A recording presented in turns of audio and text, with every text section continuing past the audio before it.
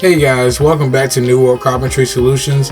In this video, we're going to go through and sand down all the epoxy that we poured in the previous video and get all these panels ready for finish before we can actually go through with the glue up. So to actually do that, I actually need to use one of my new tools, something I've been really excited to use. I got this Festool ETS 150-5, I believe, back when I got the dust extractor, probably about a month before I actually got a chance to use it. Didn't have anything to sand until now.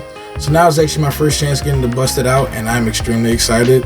This is the Festool ETS 150-5. So essentially it's a 6-inch pad with a larger stroke than most of the store box brand sanders. With a more aggressive stroke and the larger pad, the sanding should go a lot smoother. Also, should feel a lot better in my hands, but we'll see how that goes. One thing that we do need to do though before we actually get into sanding is final filling. Sometimes after pouring epoxy, you might find little small divots or places where the epoxy has soaked in. So I do need to fill some of these small spots. So I'm just going to use a little bit of CA glue to take care of the difference. They're just really small voids that where it looks like the epoxy has sucked in below the actual height of the wood itself. So instead of doing another epoxy pour and waiting 12 hours for something small like this, CA glue would be more than enough. And more than likely it's going to get sanded off once I actually go through the entire process. So the first thing you want to do for something like this though, because I do plan to actually use an oil finish, I want to make sure that I sand my way all the way up through the grit, starting off with, I believe I started off with 100, then 150, 220, then 320. But before I go to the final grit, I do want to do something called water popping. People do it for cutting boards, but since this is going to be an exterior door that may get wet in the future, and it's only going to have an oil finish on it, you don't want the grain to actually get any rough. Let's say you're pressure washing the front side of the house, the door itself gets wet. You don't want the door to end up losing that smooth tactile feel that you have and spend so much time sanding for. So right now what I'm going to do is actually work my way all the way up through the grits, and as I get toward the final grit being 320, so after the 220 grit, I'm actually going to spray everything down like you see me doing here. This spray bottle wasn't quite cutting it, so I actually decided to switch over to my pump sprayer. I had a brand new one tucked away in the corner that came out awesome for this. Allow me to spray down all the boards, and then what you want to do after you spray them, you want to let them fully dry and then go into actually sanding them again, just to knock down any of the rough fuzzies after the grain has been raised.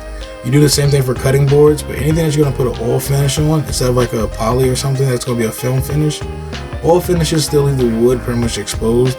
So if it does get wet, if you don't do this process, you end up with a rough texture the first time your door, your table, or whatever gets wet. So again, key tips: if it's going to be an oil finish, make sure you guys water pop before your final sand and let it dry properly.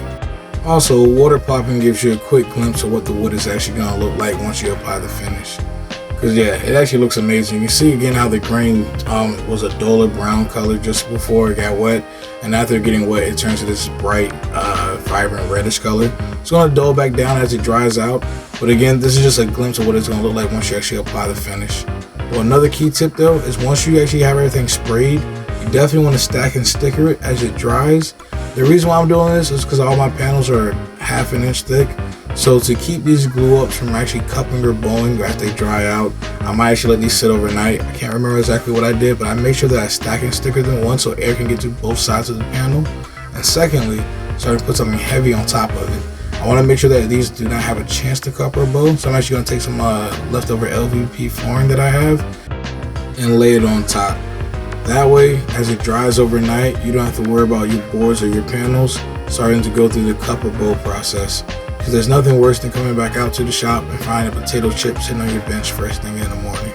So to try to eliminate that as much as possible, you want to make sure again air can get to both sides of the board, so that way as it does dry, it's drying evenly. And also by applying the weight on top of it, that'll keep it I'll keep it nice and straight. I'll just sit on a nice flat surface like my workbench. But let's go through this process again on how to actually go through the sanding process. You want to start off at a lower grit, probably about 80 or 100 grit, and then you want to increase by half the actual grit. So if you're using 100 grit, you can only go up by another 50 grit. If you use 150, you can only go up by another 75, and that is actually why the grit patterns are made the way they are. That's how you actually remove the scratch effectively from the previous grit and get a smooth finish. So after you're working your way all the way up to 220 or whatever your desired grit is, you want to water pop before your final one, and then let it dry, and then come back with your final grit. And that will leave you with a smooth finish that will accept your oil or hard wax just fine, and you don't have to worry about it fuzzing up the next time it gets wet.